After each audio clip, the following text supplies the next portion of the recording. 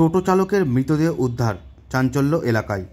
সুতির বোলতলা থেকে টোটো চালকের মৃতদেহ উদ্ধার। গতকাল টোটো নিয়ে বেরিয়েছিলেন, রাতে ফেরেননি বাড়ি।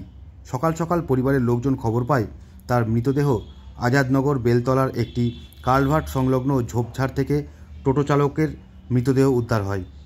মৃত ওই যুবকের নাম সুরাজ শেখ, বয়স 32 বছর। তার বাড়ি সুতি থানার ইংলিশ সাহাপাড়া গ্রামে। মৃত্যুর সঠিক কারণ খতিয়ে দেখা হচ্ছে পুলিশের পক্ষ থেকে। পরিবারের লোকজনের দাবি তাকে হত্যা করা হয়েছে।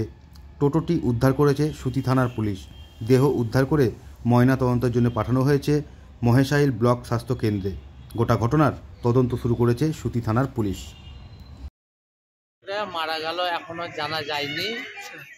আপনার কালকে বৈকাল 3টার সময় বাড়ি থেকে ও টোটো নিয়ে বেরিয়েছে। টোটো চালাই ছেলেটা, রাত্রে আর বাড়ি আসেনি। এখন সকালে খবর পেলাম ধলা গ্রাম পেরিয়ে ওই মানে ধলার গ্রামের পাশেই ওখানে লাশটা পড়েছিল। সকালে এবার খবর পেয়ে আমরা এনে ভর্তি করলাম। মারা গেছে এখন? মারা গেছে, তখনই মারা গেছে, আগেই মারা গেছে।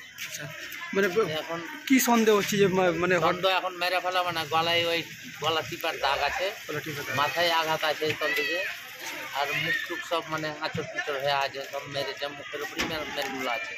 তার বয়স কত হবে? তার বয়স 30 বছর। তার কি বিয়ে টিয়ে হয়েছে? ছেলে বিয়ে হয়েছে, 2টো ছেলে মেয়ে আছে, আর একটা মানে একটা পেটে আছে। আচ্ছা, বলছি তার নামটা কি? তার নাম হচ্ছে সুরাজ শেখ। বাড়ি? বাড়ি ইংলিশ সাহাপাড়া। আপনি কি হন তার? আমি তার কাকা। আপনার নাম? গোলতাব হোসেন। এখন তাকে কোথায় নিয়ে এসছেন? এখন মহিষার হসপিটালে। মারা গেছে বলছে, এখন থানা থেকে পুলিশ এসেছিল, পুলিশ তদন্ত করছে।